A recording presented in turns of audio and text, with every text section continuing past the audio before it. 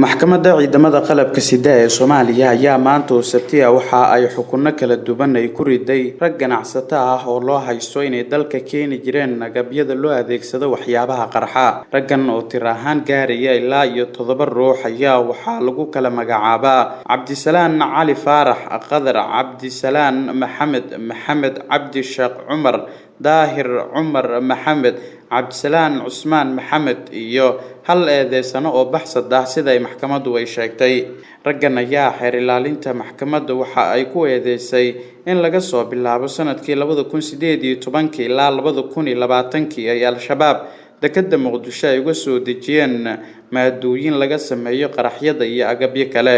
Gudoomiyaha maxkamadda ciidamada qalabka sida ee Soomaaliya ayaa sheegay in Maxamed Cusmaan Maxamed oo raggan madax u ahaa lagu xukumay xabsi daa'in, halka Cabdisalaan Cali Faarax, Qadar Cabdisalaan Maxamed Cabdi Sheekh Cumar, Daahir Cusmaan Maxamed, Cabdisalaan Cusmaan Maxamed lagu xukumay min 8 sano oo xabsi ciidan ah.